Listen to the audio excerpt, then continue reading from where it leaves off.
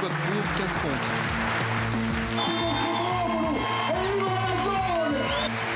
Les objectifs... Chi come noi hanno sempre combattuto. La Corse sera plus forte.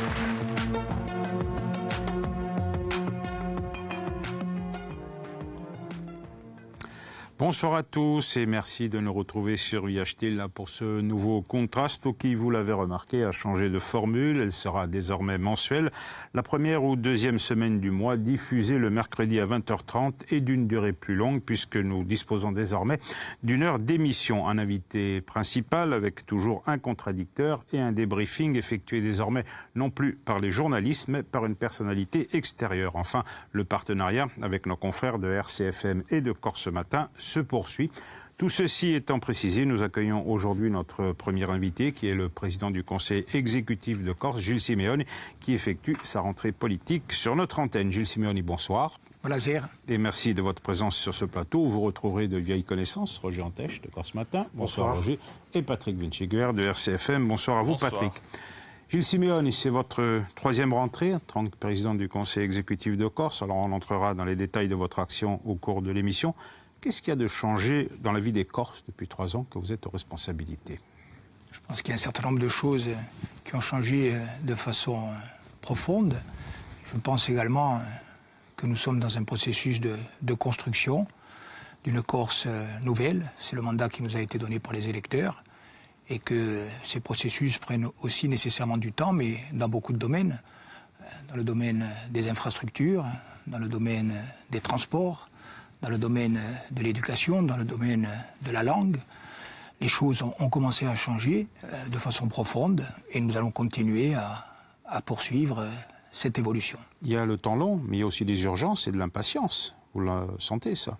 Bien sûr, je l'entends et je la comprends. C'est une impatience au plan interne, au niveau de la construction de la collectivité de Corse, avec, vous le savez, un dialogue social qui doit être encore renforcé avec les syndicats et l'ensemble des fonctionnaires et agents, de l'impatience dans les troupes nationalistes, parce que celles et ceux qui se sont battus depuis des décennies et qui ont vu dans notre victoire électorale la promesse de l'avènement de notre idéal trouvent que les choses ne vont pas assez vite. Et puis il y a de l'impatience chez tous les Corses aussi, parce que dans le quotidien, ils attendent de nous que nous apportions des réponses. Une impatience, voire un désenchantement, y compris dans votre camp. Les critiques sont nombreuses. N'avez-vous pas trop promis, notamment sur les fondamentaux nationalistes? Alors, la compagnie régionale maritime s'est renvoyée à 2021, si elle se fait un jour. Le train qui devait arriver en mars 2018 à Foulé, il n'y est pas encore. Il n'a pas encore avancé. Les déchets, on en reparlera plus tard. Il y a tout le volet institutionnel où il n'y a rien d'obtenu. Il y a la langue corse, et plus anecdotique, il y a même Isoligo aussi. Alors il y a loin de la coupe aux lèvres. Je ne suis pas d'accord avec votre présentation. Bien sûr, si on prend des exemples qui demandent, pour être portés à leur terme, 5-10 ans d'action, vous direz, mais vous n'avez pas fini ce que vous avez promis. Non, nous avons une vision. La maritime était annoncée pour 2017. Écoutez, non, elle n'était pas annoncée pour 2017. On est dans un processus, y compris un processus qui est contraint par des dates qui nous imposent, qui nous sont imposées. Nous avons beaucoup avancé. Nous avons remis le bateau à flot, c'est le cas de le dire, dans ce domaine. Là où hier, on dépensait 130 millions d'euros par an au temps de la mandature Santini, 104 millions d'euros, nous ne dépensons plus que 75 millions. Nous avons économisé 30 millions pour un service qui est renforcé et qui coûte beaucoup moins cher, avec des diminutions de 25% pour les résidents en passage et jusqu'à 40% sur le fret. Nous avons initié un processus de normalisation de nos rapports avec l'Union européenne. La DSP qui a été votée, pour la première fois, n'a pas été contestée en justice. Nous gérons judiciairement, vous le savez, un héritage douloureux qui pourrait nous coûter 120 millions d'euros suite aux erreurs cumulées de la mandature Santini et de la mandature Jacob. Et à côté de ça, nous sommes rapprochés de l'Union européenne, aussi bien dans le cadre du transport maritime que du transport aérien, pour mettre en place des processus qui demain seront irréprochables et validés. Donc nous travaillons, nous avançons et nous avançons beaucoup, y compris dans ce domaine. Sur l'immédiateté des résultats, parce que c'est là que les Corses vous attendent aussi, et c'est peut-être là où il y a le plus gros décalage entre le discours que vous tenez et l'attente qu'on perçoit, qu'on attend, y compris même dans les rangs de Corsica Libera, qui pour sa conférence de presse de rentrée disait maintenant il faut des résultats. Oui. Et c'est quoi les résultats immédiats? Et revenir aux fondamentaux. Ben, écoutez, nous n'avons jamais perdu de vue les fondamentaux et pour cause, ils sont au cœur de notre engagement. Je vous ferai remarquer que les critiques sont quelquefois paradoxales. Puisque, par exemple, du côté de l'opposition, on nous a reproché d'avoir consacré trop de temps à une discussion qui aurait dû avoir lieu avec le gouvernement, précisément par rapport aux fondamentaux qui justifient notre engagement. Or, nous considérons que lorsque les Corses, de façon massive, nous ont mandatés, par exemple, pour négocier une autonomie de plein droit et de plein exercice, nous ont mandatés de façon massive pour négocier le rapprochement des prisonniers politiques et une solution politique, nous ont négocié de façon massive pour négocier un statut fiscal. Il est de notre devoir de le faire. Et là, nous sommes exactement dans nos fondamentaux. De la même façon, lorsque nous disons que la langue corse... c'est un échec. Sans doute pas de votre faute, de l'État peut-être, mais c'est un échec, puisque tout ça est enterré. Rien n'est enterré. Pour un moment, hein. En tout cas, la révision constitutionnelle est renvoyée au calendrier grec. Mais, excusez-moi, pour un dialogue, il faut être deux.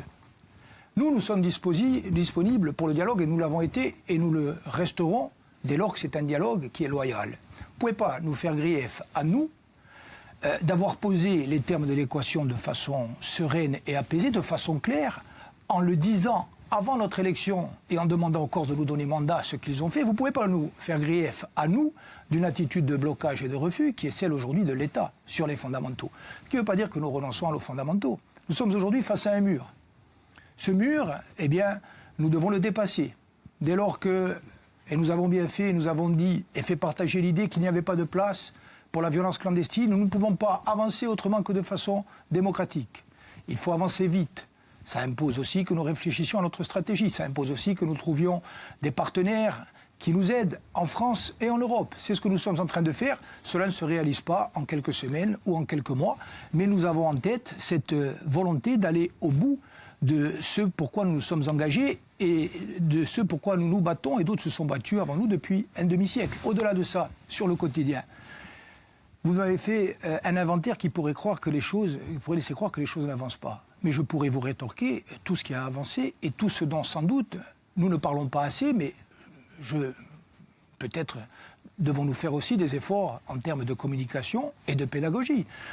Dans le social, alors que nous avons la compétence depuis quelques mois, nous sommes en train d'avancer. La lutte contre la pauvreté et la précarité, nous avons été la première collectivité de l'ensemble français, y compris hors compétence, à adopter un plan avec des dizaines de millions d'euros de financement. Et ce que nous avons mis, nous, en œuvre, nous l'avons fait avant que le président de la République, au niveau français, ne l'annonce. Dans le domaine des entreprises, nous avons accompagné plusieurs centaines d'entreprises et sauvé 3500 emplois. Dans le domaine du transport, nous avons avancé. Dans le domaine de la langue, nous faisons ce que nous avons à faire. Nous allons la baisse des tarifs. Il n'y est pas encore. La baisse des tarifs dans le maritime, aujourd'hui, nous sommes fixés pour objectif, et ça a été voté, d'être au mètre linéaire sur le fret à 35 euros. 35 euros, c'est le prix du kilomètre routier. Alors qu'auparavant, y compris en 2015, fin 2015, lorsque nous sommes arrivés, c'était à 46 euros. C'est un exemple. Dans l'aérien, nous sommes tenus aujourd'hui par une convention de délégation de service public qui a été signée avant que nous n'arrivions. Notre objectif à nous, c'est de mettre le bord à bord à 99 euros, et de mettre le Bastia-Paris à 199 euros. Donc des diminutions de tarifs très conséquentes et nous travaillons là-dessus. Ils ne sont pas encore là. On a le temps de voir. C'est la prochaine convention de délégation de service public qui permettra de le mettre en œuvre. Alors avant d'aller plus loin, un retour sur le bilan politique estival avec plusieurs épisodes qui ont marqué notamment la vie interne de la majorité territoriale et les rapports entre les nationalistes. Alors le rappel avec Dominique Moret. Gilles Simeoni en perd son sourire. Au Giornata Internazionale di Gorti, les ténors de Famagurtica quittent l'assistance lorsqu'ils comprennent que le débat auquel ils sont conviés doit être animé par Charles Pieri. De sous-jacent, le désaccord avec Corsica Libre devient public. Au printemps, déjà, les événements survenus dans la Gravone révèlent des divergences. À Tavera, le saccage d'une piste d'accès aux estives et des menaces proférées envers des bergers suscitent l'émoi. Généralement prompte à défendre le pastoralisme, la majorité territoriale se montre hésitante face à ce qui ressemble à une volonté d'accaparement de la montagne. Cette ambiguïté fait le jeu de Corim Front qui fustige un nationalisme éloigné de l'esprit originel. Les dissensions existent également au sein de Famagurtica. Fin juin, Jean-Christophe Angelini réunit ses proches à Corte. Annoncé depuis l'an dernier, la fusion n'aura pas lieu où Partito di Nazioni Gorze garde son identité. Nous allons continuer, mais je le répète, en tant que PNC, parce que nous considérons que les conditions politiques d'une dissolution brutale et immédiate ne sont pas remplies. Cette déclaration est à contre-courant de la lettre envoyée le jour même par Gilles Simeoni, qui estime que la réapparition des anciennes structures serait un manquement par rapport aux engagements pris. Autre lettre, autre impasse, celle dans laquelle s'est fourvoyée la réforme constitutionnelle. À travers ce courrier, Jean-Guy Talamogne annonce son refus de rencontrer le Premier ministre lors d'une réunion prévue le 2 juillet. Ce sera sans le président de l'Assemblée de Corse. Nous ne pouvons pas continuer à nous rendre à des réunions qui sont de simples mises en scène visant à faire croire à l'opinion corse qu'il se passe quelque chose, qu'il y a un dialogue alors qu'il n'y en a pas. Et c'est sans grande conviction que Gilles Simeoni se rend à Matignon. Jacqueline Gouraud, Madame Corse, assiste à l'entretien avec Édouard Philippe. L'inscription de la Corse dans la Constitution serait envisagée à l'article 72.5. Le texte est jugé insuffisant par les nationalistes qui n'auront pas le temps d'être déçus. Pour cause d'affaires Benalla, la réforme constitutionnelle est reportée. Dernière des convenues, en septembre, Nicolas Hulot envoie une missive avant de quitter le gouvernement. Le ministre de la Transition énergétique informe des difficultés et du coût de l'alimentation en gaz naturel. Le projet d'une nouvelle centrale est à revoir. L'usine du Vasio a de beaux jours devant elle. L'enfumage continue. Alors, beaucoup de sujets, on l'a vu. L'épisode marquant, c'est celui des Jornades. Présenté quand même, c'est sans doute la règle de l'exercice, sous un jour particulièrement négatif. Et le sujet n'aborde pas les points positifs, mais je suis là aussi pour répondre, bien évidemment, sur Vous savez qu'on s'intéresse toujours aux trains qui n'arrivent pas à l'heure. Alors, épisode marquant, je disais, c'est Jornades. Vous avez refusé de vous asseoir à la même tribune que Charles Pierre. Chacun de part et d'autre a minimisé l'incident. C'est une attitude que vous adopterez si ça se reproduit ? Écoutez, moi, je pense que j'ai eu l'occasion de m'expliquer sur mon choix de ne pas assister au débat ni y participer. Je pense qu'il ne faut pas personnaliser autour de Charles Pierre. Moi, je dis des choses simples par rapport aux signes que nous donnons aux Corses et aux engagements que nous avons pris et que j'ai pris par rapport aux Corses. Les engagements, ce sont ceux, bien sûr, des fondamentaux du nationalisme, auxquels chacun sait que nous sommes collectivement particulièrement attachés. Et en ce qui me concerne, vous savez que si je fais de la politique et si j'ai aujourd'hui l'honneur d'exercer les fonctions qui sont les miennes, c'est parce que fondamentalement et avant tout, je pense qu'il y a un peuple corse et que ce peuple corse doit être reconnu dans ses droits. Deuxièmement, les Corses nous ont donné mandat de construire une société corse démocratique, de placer au cœur de notre démarche l'éthique et que nous devons envoyer des signaux qui sont en cohérence avec ses attentes et ses engagements. Et pardonnez-moi, vous n'avez pas vraiment répondu à la question de Jean Vitus. J'ai relevé une contradiction. Vous dites qu'il ne faut pas personnaliser autour du cas Charles Pierre. Mais alors, vous avez quitté les Jornades et à cause de Corsica Libre ? Non, j'ai quitté les Jornades parce que l'organisation du débat qui était retenue par les organisateurs n'était absolument pas celle qui avait été actée entre nous.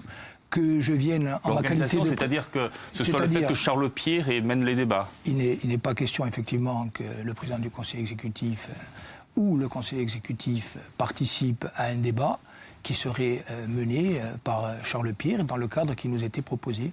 Je l'ai dit. Ceci étant, je ne souhaite pas personnaliser avec Charles Pierre, et ce d'autant mieux que nous sommes aujourd'hui dans un contexte où l'État se sert en permanence d'un certain nombre de difficultés ou cherche à instrumentaliser des divisions. Moi, je suis un homme de convergence, je suis un homme de dialogue, mais je suis aussi un homme de conviction, et je crois que les choses sont claires. Elles ont été dites, dans ce cas comme dans d'autres. Personne ne m'imposera des choses que je ne veux pas faire, et je ne laisserai pas croire que l'on peut être en position d'imposer des choses qui n'auraient pas été validées de façon démocratique. Un mot sur Tavir, on a vu une divergence majeure entre votre position et celle de Corsica Libre notamment. Une affaire très sensible, beaucoup de non-dits et des intérêts très très particuliers. Oui, beaucoup de non-dits et aussi beaucoup d'éléments inconnus. Moi, je ne suis pas d'accord avec la présentation qui a été faite. Nous avons eu une attitude qui a été particulièrement claire. D'abord, nous avons réaffirmé qu'il ne pouvait pas y avoir dans la société corse de place pour les menaces ou pour les pressions. Je l'ai dit tout à l'heure, je le redis en cette occasion. Nous avons dit également qu'il ne pouvait pas être question de cautionner ou de laisser faire des actes qui viseraient à priver par la force d'héberger du droit d'aller dans des estives. Ça, c'est pas possible. Troisièmement, nous avons discuté avec l'ensemble des protagonistes. Lionel Mortigny, notamment, en sa qualité de président de l'ODARC, au nom du Conseil exécutif, d'autres membres du Conseil exécutif et d'autres membres de la majorité se sont impliqués dans des discussions entre les partis, y compris avec la commune de Tavire qui ne voulait pas de l'ouverture pérenne de la piste. Et nous avons trouvé un point d'accord qui a consisté à la réouverture de cette piste pour la saison en cours, pour bien montrer qu'il ne pouvait pas y avoir de prime aux actes de force, et nous avons convenu d'une réinstallation qui convienne aux bergers dans d'autres estives, et que ceux qui voudraient aller dans les estives situées sur les bergeries desservies anciennement par la piste le feraient à pied, comme le font d'ailleurs beaucoup de bergers. Sur la structuration de la majorité maintenant, Corsica Libera, devant les difficultés à mettre en œuvre, à mettre en route, FEMA Corsica propose de structurer cette coalition électorale qui vous a mené au succès, qui est PA Corsica. Comment vous recevez cette demande positivement ? Corsica Libre a le droit, bien évidemment, d'exprimer des choix ou des orientations. Moi, je vous dirais simplement qu'aujourd'hui, je suis président du Conseil exécutif et il ne m'appartient pas de m'immiscer de façon directe dans la vie des mouvements et des partis. Mais ceci étant, tout le monde sait bien que la priorité pour notre courant d'idées, qui est le courant majoritaire de la majorité, c'est la structuration de FEMO Agours. Et que de ce côté-là, les paroles... Est-ce que vous pouvez donner une date? Oui. Parce que ça fait plusieurs mois, voire plusieurs années, Donc, un certain nombre de vos militants la vision attendent. qui était présentée par Jean-Christophe a évolué. Nous allons enfin, parce que je pense que c'est quelque chose d'indispensable pour le bon fonctionnement de l'ensemble de la majorité, aller vers cette Assemblée générale constitutive et la désignation des instances avec... une organisation qui permettra bien sûr l'expression des sensibilités, mais un grand congrès de FEMO Agours qui aura lieu à la fin du mois d'octobre, donc le 21 ou le 28 octobre, en fonction des disponibilités des lieux que nous avons pressentis pour organiser Vous êtes rapproché de Jean-Christophe Angelini. Cette fois, tout le monde est d'accord, oui, Jean-Christophe Angelini est d'accord sur ce principe-là? Oui, il y a un certain nombre de discussions qui ont été menées entre les structures, entre le PNC et l'INSEM, et notamment, puisque le PNC avait émis un certain nombre de craintes. Notre volonté, vous le savez, c'est de dépasser le PNC, c'est de dépasser l'INSEM, et c'est d'ouvrir cet espace politique qui va permettre aussi aux centaines de Corses, aux milliers de Corses, de femmes et d'hommes, de toute génération en Corse et à l'extérieur, qui se reconnaissent dans la démarche que nous avons initiée, une démarche qui a joué un rôle majeur dans la victoire du nationalisme en 2015, en 2014 d'abord à Bastia, en 2015 ensuite et en 2017 de façon réitérée, eh bien, permettre à ces milliers de femmes et d'hommes d'avoir la structure, le mouvement, le parti, qui leur permettra de s'investir pleinement. Alors on en vient à un dossier difficile, peut-être le plus compliqué pour vous d'ailleurs, parce qu'il y a des conséquences directes sur votre action et sur la politique que vous menez, c'est la mise en place de la collectivité unique. Alors il y a énormément de critiques à l'interne de la part des syndicats, y compris le syndicat STC qui est réputé proche de la majorité. Alors même si vous avez peut-être avancé sur certains domaines, vous n'arrivez pas à aboutir. Pour quelle raison? Je ne suis pas d'accord du tout avec vous. Les critiques sont nombreuses. Bon, on va prendre d'abord... Et les syndicats unanimes pour dénoncer des dysfonctionnements. Bien sûr, mais j'entends ce mécontentement syndical, j'entends les inquiétudes, et sans doute devons-nous faire encore plus et encore mieux pour rassurer, pour écouter, pour impliquer, mais ce mécontentement ou cette inquiétude, qui sont finalement légitimes et inéluctables, ne doivent pas occulter tout ce qui a été fait de positif. Un élément de comparaison, je vous en ai déjà parlé, mais je le redis. Nous avons fait, en moins de 9 mois, ce que de simples régions qui ont fusionné, donc entre des collectivités de même nature, n'ont pas fait en 24... Des grosses régions, cela dit. Oui, en 24 ou 28 mois. Donc nous l'avons fait en 9 mois. Il s'agissait de faire travailler ensemble, d'harmoniser des structures différentes, des procédures différentes, des champs de compétences différents, de faire travailler ensemble des femmes et des hommes qui vivaient dans 3 collectivités, de faire naître un sentiment d'appartenance. Est-ce que ce processus est arrivé à son terme? À l'évidence, non. Est-ce que nous avons beaucoup avancé? Oui, et je rends hommage à la fois au directeur général des services, qui est la cible au DGA, de beaucoup de critiques. Mais j'allais dire que malheureusement, c'est une fonction... notamment. C'est une fonction... Mais les critiques sont légitimes dès lors qu'elles s'expriment selon les formes requises, dans le respect des femmes et des hommes, et dans le respect de notre institution. La critique est naturelle, et c'est un signe de santé démocratique. En même temps, ces critiques, il faut les entendre. Donc moi, je l'ai dit aux organisations syndicales, je continue d'être non seulement ouvert, mais d'être en recherche d'amélioration, et ce sont les instructions que j'ai données au DGS et au DGA. Il faut retrouver les moyens d'avancer mieux et plus vite. Mais, excusez-moi, je termine. Il y a une impatience interne. Il y a aussi une impatience externe. Il y a des maires ou des présidents d'intercommunalité ou tout simplement des citoyens qui disent « nous voulons plus de proximité ». Nous voulons plus de présence. Nous voulons plus de réactivité. Nous avons commencé à le faire. Nous améliorons les processus. Nous rationalisons. On a adopté un règlement des aides. On n'en parle pas souvent. Un règlement des aides nouveau. Un règlement des aides qui renforce le soutien aux petites communes, notamment du rural et de l'intérieur, qui donne de l'équité, de la lisibilité, de la transparence, qui permet aux communes d'avoir une opération financée structurante hors dotation quinquennale, avec un fonds de territorialisation qui incite à penser le développement au niveau des régions et territoires. Néanmoins, les maires font part de difficultés. Quand même. Le règlement des aides, certains le contestent aujourd'hui.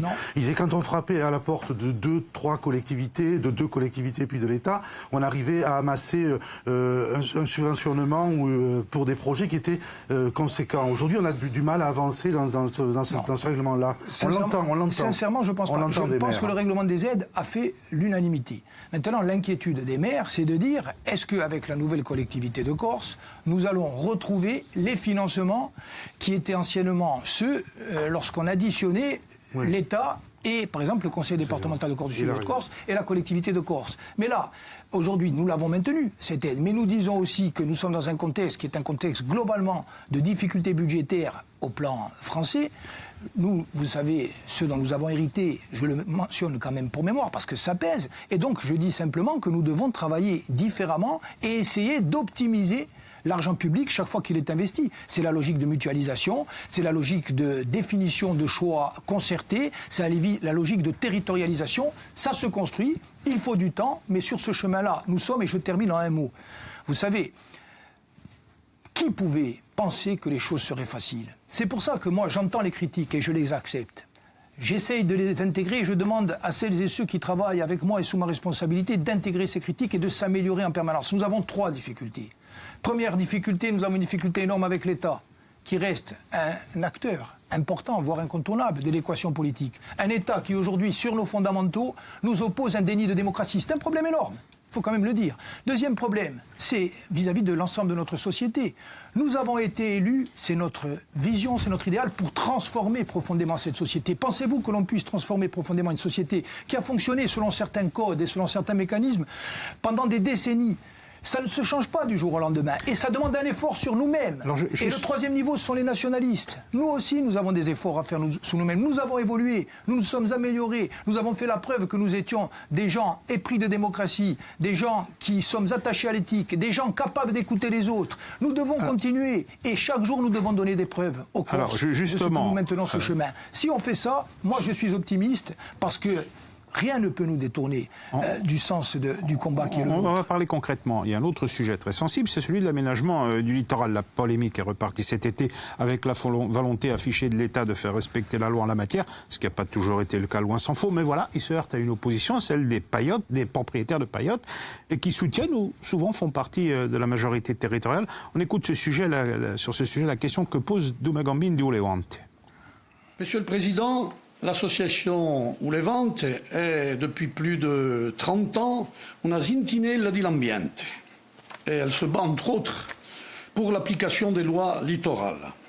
Loi qui, rappelons-le, a été votée par les 2 assemblées nationales et qui donne dans tous les sondages jusqu'à récemment plus de 80% de gens qui sont favorables. Malheureusement, sur le terrain, ci on lâche à gore depuis des années et la privatisation du domaine public continue. Alors j'ai ici la question de la collégiale Ulevante, la voici. Monsieur le Président, avez-vous prévu de modifier la classification des plages dans le Pas-Duc et, plus concrètement, êtes-vous prêt à ester en justice aux côtés des associations, qui sont souvent seules, puisque vous avez toujours dit lutter contre certaines pratiques et dérives? Ulevante vi ringrazia per la vostra risposta. Bon, prima tanti saluti a Domenico Gambini. So che voglio dire prima sapete che ho assai rispetto per l'azione di Ulevante e sono sempre stato a fianco a egli, prima quando era militante, dopo quando sono stato eletto e di poi sono presidente del Consiglio esecutivo, sono stato accanto a lui quando gli sono stati minacciati o tocchi d'attacchi perché un nemico accettevole per nessuno, ma soprattutto per quelli che si battono di maniera pubblica, pacifica per i suoi. Et ils le sont toujours. Mais quand ils le sont, nous sommes à leur côté. Deuxièmement, nous sommes d'accord sur beaucoup de choses.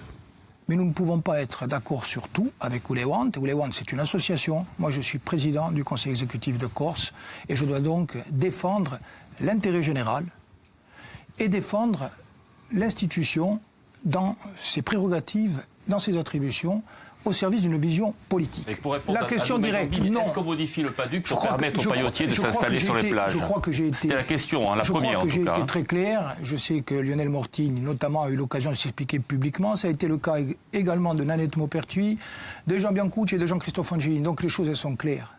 Nous disons pas de modification de la loi littorale dans tous ses principes fondamentaux, et notamment la protection contre la spéculation et contre la bétonisation du littoral.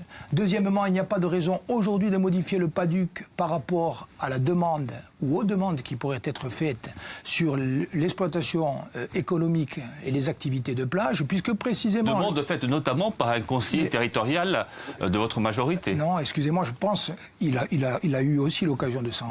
Michel Girasc a eu l'occasion de s'en expliquer dans le cadre de ses interventions publiques. Les choses sont claires. Il y a une ligne politique qui est défendue et mise en application par le Conseil exécutif, par l'ensemble de la majorité territoriale.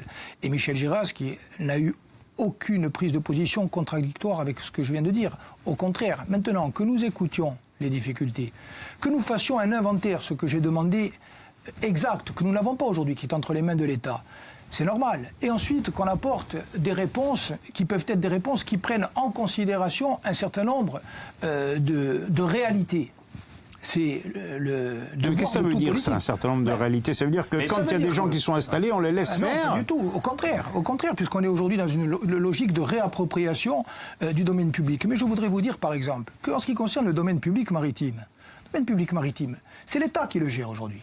On ne va pas demander à la collectivité de quoi, ou alors on nous concède le domaine public maritime. Et à ce moment-là, nous mettrons le trouble est né autour des paillotes du fait que ce sont des nationalistes qui sont montés au créneau. Est-ce que vous diriez, Gilles Sémioni, comme le dit Corsica Libre dans un communiqué qui date de quelques mois, les paillotiers restaurateurs sont un pan de l'économie corse? On attendait les nationalistes sur un autre terrain, pas sur celui-ci. Comme dirait Aviat7, le site, on est passé des paillailles aux paillotes. Mais non, écoutez-moi, i paillailles, i divendo. Il y a une action, vous parliez tout à l'heure de tous les points positifs, on aurait pu parler de la jeunesse. Aujourd'hui, dans le domaine de l'agriculture, vous savez qu'aussi bien en termes de méthode qu'en termes de vision, nous sommes en train de modifier complètement le logiciel pour être plus réactif, plus à l'écoute des agriculteurs, pour aller plus vite et mieux, pour rééquilibrer et notamment relancer la filière caprine, pour libérer du foncier, etc. Lorsque nous défendons des activités économiques, y compris de restauration sur les plages, ça ne veut pas dire que nous voulons cautionner les illégalités. C'est pas votre modèle. Mais pas du tout. Excusez-moi, le PADUC, aujourd'hui, il a prévu parmi les 4 catégories de plages, les plages naturelles fréquentées. Naturelles fréquentées, c'est précisément des sites en général qui sont d'ailleurs à proximité ou inclus dans des espaces remarquables, mais qui sont très fréquentés et où on considère que l'activité humaine a sa place dans le cadre d'un cahier des charges strict, défini par la puissance publique, précisément y compris pour préserver le site. Dans ce cadre-là, on peut appliquer le PADUC et prendre en considération les besoins économiques. Les gens qui sont en dehors de clous doivent rentrer dans les clous. Il n'y aura pas de permissivité, il n'y aura pas d'arrangement. Ça veut dire clairement, vous disiez que le domaine public maritime, c'était l'État et c'était pas vous, la gestion. Donc l'État a fait un inventaire, ça veut dire que demain, quand l'État appliquera strictement le PADUC ou strictement la loi littorale sur l'établissement-là, elle ne vous trouvera pas au milieu de la route. Absolument pas. Mais je vous signale que, par exemple, sur les démolitions, il y a un protocole qui a été conclu entre les exploitants et l'État avant même que nous n'arrivions en responsabilité, où il est prévu n'a pas toujours été respecté, d'ailleurs. La destruction. Ça va être appliqué.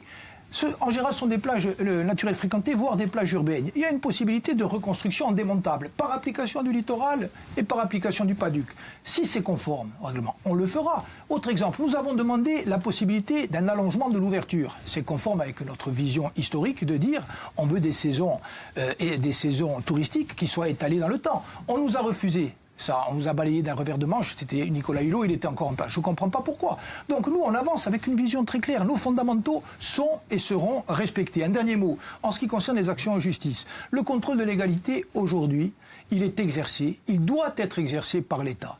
Et l'État doit exercer ses prérogatives en matière de contrôle de légalité, ce qu'il n'a pas fait pendant des décennies. Est-ce que vous esteriez en justice comme le demande Léon? J'ai dit, moi, aujourd'hui, ce n'est pas de ma compétence d'ester en justice et je n'ai pas les moyens, par exemple, humains et juridiques, de suivre l'ensemble des permis de construire. Par contre, et je l'ai dit publiquement et je leur ai répondu, lorsqu'il y aura des cas emblématiques, eh bien oui, la collectivité de Corse se réserve le droit d'ester en justice. Et je termine en disant, y compris sur ce terrain-là, je crois que nous avons donné des gages forts historiquement, et puis depuis notre arrivée, jusqu'à la préemption sur cavale, qui est une préemption pour préserver un espace naturel. Vous l'avez acheté un restaurant, comme dit Jean-Charles Orsouch? J'ai acheté une parcelle de terrain de 3, j'ai préempté au nom de la collectivité de Corse, par application d'une décision qui a été prise par l'ensemble du conseil exécutif et par l'ensemble de la majorité territoriale et soutenue par l'ensemble des forces qui se reconnaissent dans notre majorité territoriale. Nous avons préempté un terrain de 3,3 hectares, 6 sur l'île de Cavale. Il se trouve que sur ce terrain, il y a une activité de restauration qui n'apparaissait pas dans les actes qui nous ont été notifiés. C'est un fait nouveau, mais c'est un fait nouveau qui ne remet pas en cause notre décision de préempter et surtout la signification juridique, politique et symbolique de cette préemption. Eh bien, Gilles Siméon, nous arrivons à la fin de cette première partie d'émission. Nous allons maintenant aborder la partie concernant le débat contradictoire avec le contradicteur qui va faire son apparition sur ce plateau pour aborder le sujet qui a empoisonné cette fin d'été, puisque depuis le 20 août, la crise des déchets est repartie dans le fiumaubre avec cette fronde des élus locaux qui souhaitent des contreparties sonnantes et trébuchantes, mais pas seulement, avec en échange l'augmentation de la capacité de la décharge. Ils disent ne plus croire en votre parole, celle de la collectivité territoriale. Alors au-delà de cette affaire, on fait le point avec un sujet de Stella Rossi. Exporter les déchets sur le continent, voilà la solution envisagée pour éviter une nouvelle crise. En juin dernier, un premier appel d'offres du Civadec a échoué, mais cette alternative reste sur les rails. Il est prévu de faire traiter hors de l'île 20 à 50 000 tonnes par an, un marché de 12 mois renouvelable 3 fois en attendant que la collectivité de Corse réalise ses objectifs. S'il ne représente aujourd'hui que 26%, la CDC compte atteindre 60% de tri d'ici 2023. La situation est brûlante. La Corse produit 180 000 tonnes d'ordures par an pour une capacité de stockage de 100 000 tonnes. Après la fermeture de Talonne puis de Vico, il ne reste plus que 2 centres d'enfouissement actifs presque saturés, Vigianello et Prunelli-di-Viumorbo. Les projets de nouveaux CET ont tous avorté, Talonne 2 et 3, Giuncaggio, plus récemment Multifao. Depuis sa création en 2007, le Civadec n'a jamais exporté de déchets résiduels. Seule la communauté d'agglomération du pays ajaccien a tenté l'expérience. Suite à une mise en demeure de réhabiliter le site de Saint-Antoine, en 2011, la CAPA a procédé à la mise en balle de plus de 20 000 tonnes de déchets et à leur transfert sur le continent via un transporteur. À l'époque, le coût global de l'opération avoisinait les 240 € par tonne, de quoi donner une idée du budget que la collectivité de Corse devra consacrer à cet export temporaire. Alors Gilles Siméon, vous avez aujourd'hui face à vous un contradicteur qui est un professionnel du traitement des déchets. Il s'agit d'Alexandre L'Enfant qui, bonsoir. Alexandre L'Enfant, qui vous exploitez le centre d'enfouissement technique de Vigianello. Je sais que vous avez envie de débattre avec Gilles Siméon, alors vous avez 10 minutes pour le faire, des interventions assez courtes pour qu'il puisse y avoir débat et pas trop technique. Monsieur Siméon, donc aujourd'hui, ça fait 3 ans que vous avez pris vos fonctions et vous aviez annoncé dans votre guide des déchets, donc dans votre feuille de route exactement, que vous alliez réduire de 60% les déchets. Aujourd'hui, on est à 3 ans. Dans quelques mois, ça fait, je crois, au mois de décembre, 3 ans. On est à 0. Aujourd'hui, on a les mêmes volumes enfouis depuis votre mandature avec les précédentes mandatures. Donc aujourd'hui, pour moi, c'est un échec. Je pense qu'il faut remédier à tout cela différemment. On a les mêmes convictions. Je suis contre l'incinérateur, je suis pour le tri et il faut valoriser. Par contre, la méthode que vous employez aujourd'hui, pour moi, n'est pas efficace et la preuve en est, on est toujours entre 170 et 180 000 tonnes de déchets enfouis. Ce sont des chiffres. Là, on ne parle pas, il n'y a pas d'ambiguïté. Pouvez-vous me dire si aujourd'hui vous pensez que c'est une réussite ou un échec ? Ce que je sais, c'est que le chemin que nous avons pris est le seul qui est conforme à la loi et à la directive européenne, à la loi française et à la directive européenne, et est le seul qui va nous permettre de sortir par le haut et dans des délais réduits d'une situation qui est une situation catastrophique et qui a perduré pendant des décennies. Alors, moi, je vous respecte et en tant que personne, vous le savez, et en tant qu'opérateur du secteur. Vous avez une activité économique, vous avez un contrat avec le Civadec, dont acte. Ce que je dis, moi, très simplement, c'est quoi? C'est premièrement que le tri, notre objectif de tri, est quelque chose qui est imposé par la loi. Donc, il n'y a pas à dire, oui, mais les nationalistes ont promis 60%, etc. 60%, c'est ce qu'il faut faire, parce que la loi nous demande de le faire avant de penser à la façon de traiter le résiduel. Vous me dites, ça n'a pas avancé assez vite. Dont acte. Qui a la compétence de la collecte aujourd'hui? Pas la collectivité de Corse. La compétence de la collecte, ce sont des intercommunalités qui ont de la volonté de faire, et on l'a acté ensemble, mais qui n'ont pas eu jusqu'à aujourd'hui les moyens, ni juridiques, ni financiers, ni humains. Donc on a aujourd'hui un cadre contractuel qui a été validé à l'unanimité, qui va nous permettre d'agir ensemble, la collectivité de Corse, compétence générale pour le plan, à l'exclusion de toute autre compétence, l'État, le Civadec, compétence du traitement, et les intercommunalités, la collecte. Nous allons mettre de l'argent. Nous allons mettre des moyens humains, y compris en ouvrant des postes à l'interne, en demandant à des personnels de la collectivité de Corse s'ils sont intéressés pour venir soutenir les intercommunalités dans le cadre de leur effort de tri. Ça, il faut le faire. Ensuite, sur le reste, nous avons proposé 2 usines, 2 centres de tri multifonctionnels, vous le savez, si à proximité de Bastia et du Grand Bastia et d'Ajaccio et du Grand Ajaccio. Pourquoi? Tout simplement parce que nous voulons donner des signes, que nous voulons aller le plus loin possible sur le traitement en amont des ordures ménagères et que ce que nous aurons à traiter en résiduel soit le plus faible possible. C'est une vision qui répond aussi à la critique qui était faite par les territoires ruraux qui disait celles et ceux qui produisent le plus d'ordures ne prennent pas la juste proportion des efforts qu'il y a à faire. Donc c'est le deuxième signal. Sur le troisième, nous disons quoi? Nous respectons les opérateurs privés, mais nous voulons que la gestion des déchets en Corse reste sous la maîtrise du public, notamment pour des raisons de vision politique et pour des raisons de coût économique, parce que lorsque le public n'a pas la main, ça laisse la place à des intérêts privés qui peuvent être, y compris spéculatifs, a fortiori dans une île où il y a des situations de monopole ou de quasi-monopole. Donc moi je dis que notre vision est cohérente et que nous sommes ouverts, y compris sur les nouvelles techniques. On a parlé de méthanisation, on a parlé de gazéification. Nous, elles sont incluses déjà dans notre plan. Là, vous allez, on va dire, c'est un peu hors sujet par rapport à ma question. Donc moi, je vous demandais juste si, au bout de 3 ans, vous pensiez que, oui ou non, vous aviez évolué par rapport au volume en flux.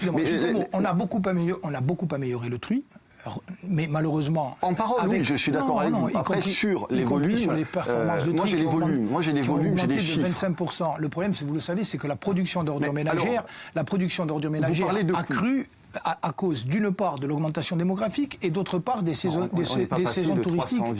320 000 à 500 000 habitants. Pour moi, on est quasi équivalent entre 2015 et 2018. Mais il y a eu plus 6% en fréquentation touristique chaque année. Donc forcément, ça fait plus d'ordures ménagères et on n'est pas encore dans une logique d'économie circulaire où le meilleur moyen de traiter le déchet, c'est de ne pas le produire. D'accord. Donc après, une autre question. Vous savez que tous les départements de France ont des fondamentaux à gérer. Donc l'électricité, les logements, l'assainissement, les déchets et tant d'autres. C'est des obligations. Comme vous l'avez dit tout à l'heure, vous avez des obligations. La Corse est le seul département à avoir une prétention, que je soutiens, d'autonomie. Aujourd'hui, avec l'export des déchets, le président de l'Assemblée, vous-même l'avez dit, tout le monde l'a dit, c'est quand même un peu l'occasion de donner le bâton pour se faire battre, de dire, mais finalement, le seul département de France qui a une prétention d'autonomie, c'est le seul qui n'est pas aujourd'hui en pouvoir d'autonomie, donc on remettra peut-être ça en 2040-2050. Aujourd'hui, vous êtes en train d'ouvrir une porte avec l'export que vous avez, au départ, c'était limite, il est hors de question de le faire. Il était hors de question de continuer Vigianil, donc on parle bien de Vigianil, le site Civadec. Aujourd'hui, le site du Civadec a été pris par la préfecture, donc sur un arrêté d'autorité publique. On va exporter les déchets. Prochaine étape, c'est quoi? Oui à l'incinérateur? Non. Vous savez bien que, par principe et par philosophie, j'ai eu l'occasion de dire qu'une île qui a vocation à être autonome, c'est en tout cas mon avis, ne peut pas exporter de façon pérenne ses déchets. D'abord parce qu'il y a un surcoût économique qui est énorme, y compris en termes de vision de la gestion de cette question centrale. Ce n'est pas ce vers quoi vous nous voulons tendre. Si j'ai accepté de valider la solution de l'exportation, dont la mise en œuvre relève, je le rappelle, de la compétence du CIVADEC, c'est tout simplement parce que nous n'avons pas d'autre solution dans le cadre de la période transitoire qui s'est ouverte. Ça a été dit dans le reportage. Nous avons un gap, une distorsion importante entre la capacité d'enfouissement dans les centres qui fonctionnent actuellement et notre production. Nous pouvons répartir, c'est les efforts qui sont demandés, mais nous devons exporter le surplus, entre 20 000 et 50 000 tonnes. Mais nous devons le faire dans une perspective d'abord de très court terme, c'est-à-dire les 3 ans, c'est ce que nous proposons. Parallèlement, nous montons en gamme et en charge sur le tri et sur le surtri, ce qui permet aussi d'avoir des installations de stockage qui ne seront pas les centres d'enfouissement d'aujourd'hui. Et ça, c'est important de le dire, parce que chaque fois qu'on voit des images, et c'est normal, on montre les centres qui ont été en activité pendant 10, pendant 20, pendant 30 ans, et dont les Corses ne veulent plus, et c'est normal qu'ils n'en veulent plus. Les centres de stockage, aujourd'hui, rappelez-vous, on en avait parlé, j'ai notamment expliqué à plus d'une fois la différence entre l'enfouissement et le stockage. C'est la même chose. L'enfouissement, c'est une méthodologie de travail, le stockage, c'est la réalité. Aujourd'hui, tous les centres de Corse, Talonne, Saint-Antoine, Vigianel, où que vous vouliez, dans le monde entier, on peut réouvrir ces centres, réouvrir et enlever tout ce qui a été mis. Le tout, c'est de trouver une filière de valeur marchande à ces matières. Donc aujourd'hui, tous les centres d'enfouissement, on le sait, sont des centres de stockage. Moi, je vous pose une autre question. Excusez-moi, mais ce qui a été enfoui dans les conditions que nous connaissons... On peut les récupérer. Alors, nous pouvons les récupérer. Mais à une capacité de dégradation et de pollution qui était certaine. Tandis qu'aujourd'hui, le stockage, si on stocke des ordures résiduelles après les avoir triées, surtriées et valorisées, vous savez bien que le stockage est totalement inerte. Alors, dans ces cas-là, pour une réutilisation dans quelques années lorsque les techniques auront évolué. Aujourd'hui, on parle d'économie. J'ai un projet privé, donc la CDC actuellement n'a pas 1 euro à mettre dedans, on n'est même pas éligible aux subventions, donc projet privé, qui respecte le PPGND avec le bassin sud, 63 000 tonnes pour traiter notre partie à nous, qui ne doit ni recevoir Ajaccio ni Bastia, parce que chacun doit être autonome sur les 3 bassins. Donc, investissement 100% en fonds propres, vous vous y êtes opposé. Et vous continuez à vous opposer. Alors qu'aujourd'hui, ce dossier-là, c'est le seul, il n'y en a plus d'autres, vous le savez très bien. Non, il y en a d'autres. Non, c'est le seul qui actuellement peut, avec tout simplement un CODERS qui peut être sous 30 jours fait, et ensuite, il ne demande plus qu'une signature de la préfecture. Ce dossier-là, non, mais je vous le donne aujourd'hui, en 30 jours, on peut mettre les premiers coups de pelle. Vous avez parlé de public. Je voulais d'ailleurs, très récemment, parce que je vous avais fait plusieurs appels là-dessus, notamment au CIVADEC, je vous ai dit, si c'est que ça le problème, je peux vous vendre les terrains, le projet, si vous voulez le gérer. Moi, ça ne me dérange pas du tout. Aujourd'hui, pourquoi cherchez-vous des terrains dans toute la Corse ? Et ce projet-là, on en fait limite un sujet tabou, tout le monde en parle, tout le monde parle de tous les terrains du monde, sauf de ce projet-là. Après, j'aimerais parler d'autre chose. Très vite, on est à la fin du débat. On a aujourd'hui une population de 12 000 habitants à peu près dans le bassin Sartenay-Valink-Altaroc, pour 166 personnes dans l'enquête publique, 166 personnes, et on a dématérialisé l'enquête publique pour aller toucher même les réseaux sociaux, qui ont dit non à ce projet. Et aujourd'hui, on dit que la terre entière est contre ce projet. 166 personnes. C'est une goutte d'eau dans l'océan. Vous répondez et après le débat est terminé. Vous prêchez pour votre paroisse, j'allais dire, c'est normal. Il y a eu un avis défavorable qui a été rendu sur la présentation de votre projet, y compris par l'autorité compétente. Il est instruit aujourd'hui par la préfecture. Il fait l'objet aussi, vous le savez, d'un désaccord de la commune et de l'intercommunalité avec une forte opposition des personnes qui vivent là-bas. Et je vous rappelle aussi qu'il y a un certain nombre d'engagements qui ont été pris, y compris d'ailleurs avant que je n'arrive aux responsabilités, dans la mesure où Vigianello, comme par exemple Prunelli, comme par exemple Talonne, ont eu à supporter pendant des années, voire des décennies, des enfouissements dans des conditions qui étaient difficiles. La condition sine qua non de la poursuite et de l'augmentation pendant les années difficiles a été qu'il n'y ait pas un nouveau centre pour ces populations. C'est leur position actuelle, c'est la position que nous avons soutenue effectivement politiquement, parce que lorsqu'on demande aux gens de consentir des efforts et des sacrifices et qu'on s'engage à des contreparties, il faut qu'il y ait. Maintenant, vous avez déposé votre demande, elle va être instruite par les autorités compétentes. Ma position là-dessus n'évoluera pas. Alors il y a un élément nouveau, vous nous dites, je suis prêt à vous vendre le foncier. Bon, j'en prends acte, vous me l'avez signifié il y a quelques jours par voie d'huissier. Donc cette position sera prise en compte, elle sera analysée, je reviendrai vers vous pour vous dire. Et un dernier mot, lorsqu'on travaille sur des sites, par exemple à proximité de la voie ferrée, c'est par rapport à une vision globale, et y compris dans une logique de rationalisation, de diminution des coûts, de diminution de la pollution par les transports routiers, etc. Et nous essayons de construire cette équation avec un élément supplémentaire de difficulté, ou plutôt deux, que nous venons d'une gestion qui n'a pas été gérée, une gestion qui n'a pas été conduite dans les formes pendant 10, 20, 25 ans. Vous le savez, c'est pas votre faute, mais c'est comme ça. Et deuxièmement, nous sommes une île. Donc ça, c'est une contrainte. Une île avec des territoires qui sont très cloisonnés, avec une forte saisonnalité, avec des différences entre le rural et l'urbain. Donc nous cumulons les contraintes. Il faut construire un système qui soit un système à la dentelle, empirique, mais avec des principes qui sont clairs. Et sur ces principes-là, je pense véritablement que nous sommes dans le juste. Eh bien, merci, messieurs. Merci, Alexandre Delanfranc, d'être venu contredire Gilles Siméon. Et maintenant, on passe à la troisième partie.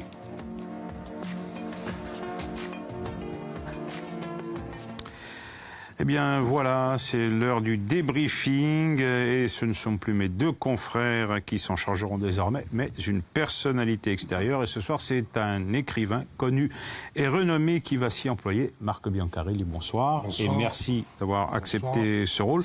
Écrivain connu, votre dernier ouvrage, c'est Massacre des Innocents. Il est paru il y a un an. J'espère que ça ne va pas être mis en application. Alors peut-être qu'il va poursuivre son roman avec vous. On essaiera de parler un peu de l'impression que j'ai de l'émission. Bon, évidemment, c'est court, c'est difficile de tout développer, mais moi, je pense qu'il y a des sujets qui sont très sérieux, très sensibles à l'heure actuelle. Moi, je fais partie, Gilles, des gens qui n'ont pas voté pour vous, parce que ni en 2015, ni en 2017, je ne validais les convergences qui sont les vôtres avec certaines tendances nationalistes qui ont en leur sein, c'est ce que je pense moi, des tendances assez nocives, toxiques pour la société corse. Je sais que j'ai même pas de questions par rapport à ça. Je veux juste exprimer ce point de vue. Je sais que vous êtes un homme d'union, que vous êtes un homme de conjoncture, mais en même temps, il y a énormément de gens qui n'ont pas voté pour la même raison à ce moment-là. Lors de ces élections. Est-ce que ces personnes-là comptent ou est-ce qu'elles ne comptent pas? Ça, c'est une chose qui, pour moi, est importante. Je ne suis pas persuadé qu'on ait bien développé... on parlait à un moment donné dans le nationalisme de palais de cristal. Je sais que c'est difficile de rendre tout sur la place publique. C'est pas possible de faire état de certaines tensions au niveau public. Mais pourtant, elles existent. Notre société, elle n'est pas lavée, elle n'est pas guérie de certaines scories, je dirais. Voilà, moi, c'est un peu cette réflexion qui me guide aujourd'hui, c'est de dire jusqu'où les convergences, jusqu'où les unions, jusqu'où des choses tolérables, etc. dans cette société, parce qu'il y a quand même des citoyens qui existent, qui s'inquiètent, qui se disent on a des enfants, on n'a pas envie de leur léguer... une société où quand on aura plus d'émancipation, plus de pouvoirs locaux, on sera entre les mains des tontons macoutes, on sera entre les mains des gens qui sont pas recommandables, etc., etc. Moi, c'est quand même quelque chose qui me travaille dans cette société. Je finis avec le roman de Jérôme Ferrari qui vient d'être publié. Je ne sais pas si vous l'avez lu. Je suis en train. Bon, ok, il dégage quand même une vision du nationalisme des années 90 qui était assez médiocre, assez noire. On peut dire les choses comme elles sont. Est-ce qu'on est guéri de ça ou est-ce qu'on va le charrier ad vitam aeternam dans des unions qui, quelque part, stérilisent la situation? Merci pour vos questions. Je pense que vous êtes au cœur du problème, de la problématique, en tout cas de choses sur lesquelles nous nous interrogeons en permanence et sur lesquelles je m'interroge en permanence en essayant de faire les meilleurs choix. Est-ce que vous comptez, vous et toutes celles et tous ceux qui, comme vous, n'ont pas voté ou ont voté pour d'autres listes? Bien sûr. Et je dirais même que votre voix compte peut-être plus encore parce que vous n'avez pas voté. Ça, c'est la première chose. Deuxièmement, est-ce que nous sommes guéris? Non. Est-ce que la Corse est guérie de ces maux? Au-delà des nationalistes, je disais tout à l'heure, la société corse. Non, c'est un combat en permanence sur nous-mêmes. Question, est-ce que nous avons bien fait de faire l'union? La réponse est oui. C'était un débat. Ça a été un vrai débat, vous le savez. En 2014, je n'ai pas fait l'union avec Corsica Libre à Bastia. Et j'ai gagné dans des conditions qui ont été des conditions douloureuses, y compris pour tous les nationalistes, nous et ceux qui n'y étaient pas, qu'il s'agisse de Corsica Libre ou d'autres tendances. Est-ce qu'on a bien fait de faire l'union? Oui. Est-ce que cette union est la garantie de ce que nous avons rompu avec nos fantômes et nos démons? Il ne peut pas y avoir de garantie absolue. Il y a un travail en permanence. Et je vais aller un peu plus loin. Être dans la majorité territoriale actuelle n'est pas une garantie. Mais être en dehors de la majorité, en étant nationaliste, ou être en dehors de la majorité sans être nationaliste, n'est pas une garantie non plus. Donc ce travail, il est à la mener à la fois en interne à la majorité nationaliste, et je crois que nous avons montré, et j'ai montré que nous le menons, et que nous continuerons à le mener. Il est à mener avec d'autres nationalistes qui ne sont pas dans la majorité, parce qu'il ne faut pas se poser en donneur de leçons. La réalité corse d'aujourd'hui et d'hier, celle des années 90 qui nous a tellement traumatisés, et à bon droit. C'est avec ça que moi je veux rompre. Pas avec des personnes, pas avec des individus, avec des logiques et avec des mécanismes. Mais sommes-nous sûrs qu'intellectuellement, tout le monde chez nous a rompu avec ça, qu'on soit dans la majorité ou qu'on n'y soit pas? Moi, je n'en suis pas sûr. Et c'est pour ça que je suis très ferme sur les principes. Mais en même temps, il y en a d'autres qui n'ont pas voté aussi, vous savez pourquoi? Parce qu'ils nous ont dit, mais parce que vous allez trop vers les non-nationalistes. Et moi, je pense, vous le savez, que le peuple corse, eh bien, ce n'est pas seulement les nationalistes. Et la nation corse que j'ai envie de construire, ce n'est pas seulement la nation des nationalistes. Et je suis fier et heureux qu'il y ait à la fois des gens comme vous qui n'aient pas voté, et qui sont en quelque sorte des consciences en permanence. Je suis fier et heureux qu'il y ait des nationalistes de Corsica Libera, de Femoa Corsica, et des nationalistes non encartés qui aient voté en masse pour notre démarche, et il faut continuer. Et il y a aussi beaucoup de Corses qui ne sont pas nationalistes, qui nous ont fait confiance. Et ils comptent eux aussi autant que les autres. Et puis il y a tous les autres Corses qui ne nous ont pas voté. Et à cela aussi, nous devons nous adresser. Donc bien sûr, c'est un chemin qui est difficile. Je le sais que c'est un chemin qui est difficile. Mais c'est pour ça aussi que lorsque les chemins sont difficiles, il faut être très ferme sur les principes. Vous savez, moi, je ne pensais jamais être à la place à laquelle je suis. Si j'y suis aujourd'hui, c'est sans doute une part de hasard, c'est parce que les Corses l'ont voulu. Moi, je ne transigerai pas avec ce que je considère être fondamental. Et ce qui est fondamental pour moi, c'est tirer les leçons du passé, ne pas reproduire les mêmes erreurs, être dans une démarche réellement démocratique et construire la Corse, la nôtre, ma nostra vita è fatta, hai parlato di vostri violi, penso anche ai miei, penso a tutti gli altri, a quelli che hanno venuto a Rio, e voglio che li campino in una società di pace e di democrazia, una società corsa di noi. D'accordo, un altro punto che mi interessa di sviluppare o di avvicinare, justement, vous dites que des gens vous ont reproché de vous adresser trop à un électorat d'ouverture, etc., etc. Moi, je pense que c'est une bonne chose. C'est bien qu'à un moment donné, le nationalisme ait fait sa mue dans ce sens-là et qu'il ait compris que le peuple corse n'était pas le peuple nationaliste, mais le peuple dans sa généralité. Après, je suis un peu heurté, moi, irrité très souvent avec le nationalisme corse par rapport à ce que vous appelez les fondamentaux. C'est-à-dire que je trouve que vous les maniez trop, à mon sens personnel, avec vous. Je ne personnalise pas, je dis bien l'ensemble de la classe politique nationaliste, avec trop de symbolisme. Je trouve qu'il y a trop ce poids en 2018 de choses dont on pourrait se passer, parce que nous ne sommes pas seulement les héritiers de Pascal Paoli, nous avons un autre type d'évolution, vous le savez aussi bien que moi. Par exemple, moi, des choses me choquent. Moi, je suis un laïc. Je suis un enseignant laïque. J'ai du mal avec les références permanentes de certaines tendances du nationalisme ou assez généralisées des élus à aller à certaines manifestations qui ont un caractère religieux. Cette espèce d'intrusion permanente, ces références aux religieux me choquent un peu. En tant qu'enseignant, j'ai du mal avec cette idée que le 8 décembre, il me faille arrêter mes cours parce qu'une date artificielle, religieuse, a été choisie comme symbole qui doit répondre en contre-pied au symbole de la République française, etc., qui me fatigue tout autant. J'aimerais que vous me répondiez sur ce point. Vous avez souvent évoqué vous-même une espèce de passage historique avec votre élection, avec l'élection des nationalistes à l'Assemblée de Corse. est-ce qu'il n'y a pas aussi maintenant une espèce de chemin historique à faire vers cette désacralisation des symboles, vers une adaptation? On est à l'heure du pouvoir aujourd'hui, on n'est plus à l'heure des élections et du moment où on manie les symboles. Est-ce qu'il n'y a pas justement un chemin dialectique, pédagogique à faire dans un autre sens pour que les fondamentaux ne soient plus évoqués de manière un peu comme ça, figée et psychorigide, mais plus ouverte vers les gens dont vous parlez? Plusieurs niveaux de réponse. Là aussi, je valide tout à fait intellectuellement votre démarche et votre questionnement. Premièrement, les symboles, ils sont quand même importants. J'ai eu l'occasion de dire, y compris à Emmanuel Macron, il y a 3 dimensions indissociables si vous voulez régler ce problème. Il y a la dimension symbolique, il y a la dimension politique et institutionnelle, et il y a la dimension économique et sociale. Oui, mais tous les symboles.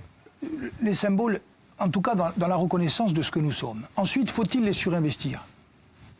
D'abord, je dirais que ce surinvestissement, il procède aussi de notre situation aujourd'hui de peuple non reconnu. Et donc, à un moment donné, nous avons besoin du symbole, y compris pour forger notre cohésion. Est-ce que notre cohésion doit passer uniquement par le symbole? Bien sûr que non. Oui, mais on n'a pas tous la même vision de cette cohésion. Alors, justement, moi je pense, pour répondre à votre question, d'abord, ensuite la culture, moi je pense effectivement que l'exercice du pouvoir doit être laïque, c'est ma conception de la société corse, même si la culture catholique est une dimension aussi de notre culture corse. Donc il faut trouver l'équilibre entre la reconnaissance de cette dimension catholique qui s'est forgée aussi au fil des siècles, mais la capacité aussi à être aujourd'hui un peuple qui se reconnaît dans des institutions qui sont laïques, et un peuple aussi qui compte en son sein des citoyens qui sont agnostiques, qui sont non-croyants, ou qui sont musulmans, ou qui sont juifs. Donc voilà, moi c'est ma vision. Et troisièmement, j'ai pas envie effectivement d'une identité et donc d'un peuple qui soit en permanence enfermé dans son passé. Je crois que c'est aussi une des raisons qui explique notre victoire. Notre victoire, elle n'est pas seulement la victoire du nationalisme. Elle est la victoire du nationalisme, mais elle est aussi, à mon avis, en tout cas c'est comme ça que je l'interprète, et même si certains qui, à mon avis, ont vocation à y participer, n'ont pas soutenu la démarche, en tout cas, il faudra les convaincre de le faire. Je crois que c'est aussi la victoire d'une immense espérance et d'une aspiration à la respiration démocratique et profondément à la modernité. Et ça, c'est ce qui est devant nous. Et c'est pour ça que je vous disais tout à l'heure, je suis un peu en désaccord avec... Mais c'est le travail des journalistes de pointer là où ça ne va pas. Jean-Vitus Albertini disait les trains qui arrivent à l'heure, on n'en parle pas. Aujourd'hui, il y a une conjonction de difficultés qui font que nous sommes confrontés vraiment à une sorte de creux de la vague. Mais c'est là, justement, qu'il faut faire preuve de courage, de détermination et de constance. Et moi, la Corse de mes rêves, c'est effectivement une Corse qui est elle-même, qui connaît son histoire, mais une Corse qui est ouverte, qui réinvente en permanence son identité. Et je termine sans flagornerie, vous faites partie de ceux qui, historiquement, avaient été très critiques. Je veux dire, cette fonction des intellectuels, je crois qu'on en a besoin aujourd'hui dans la société corse, plus que jamais, et notamment des intellectuels qui sont venus du mouvement national. Quelquefois, je trouve vos critiques injustes ou infondées. Mais je dirais qu'elles participent à rendre l'espace public plus riche et plus sain, et donc il faut les accepter et aussi intégrer ce qui ne va pas. Il y a des choses qui ne vont pas, j'en ai conscience. Individuellement et collectivement, on doit essayer d'améliorer, mais je voudrais terminer par là. Le moment que nous vivons est difficile. Pour la Corse, pour les Corses, il y a des problèmes conjoncturels, structurels. Moi, je suis très déterminé et je suis très optimiste, perché penso veramente che c'è una strada per il paese e per il popolo. Eh bien, ce sera là la conclusion du débat. Nous arrivons en fin d'émission. Mirko Biancarelli, merci beaucoup d'avoir participé à ce débat de haute tenue. Gilles Simeone et Arin Graziabi. Messieurs, merci à vous également, puisque nous avons terminé sur la littérature. Laissez-moi vous présenter 12 ouvrages, celui de Jérôme Ferrard, et bien sûr, à son image. C'est le dernier ouvrage qui s'annonce déjà comme un succès de librairie. C'est aux éditions Actes Sud. Et puis, autre ouvrage... Bravo à Jérôme et à tous ceux qui écrivent. Et un petit clin d'œil à Marc Biancarelli. On a au moins une autre chose en commun, c'est que Méridien de sang est un de nos livres préférés. Vrai. Exactement. Et l'autre ouvrage, c'est Sociologie de la Corse de Jean-Louis Fabiani, qui a été directeur de la DRAC à la fin des années 80. Les DRAC, c'est les affaires culturelles en Corse. C'est paru aux éditions La Découverte et questa missione è compio. Merci à tout le monde. Et puis on se retrouve pour un nouveau contraste. Ce sera dans un mois, le 17 octobre précisément, avec un nouvel invité. Intanto, buona sera a tutti.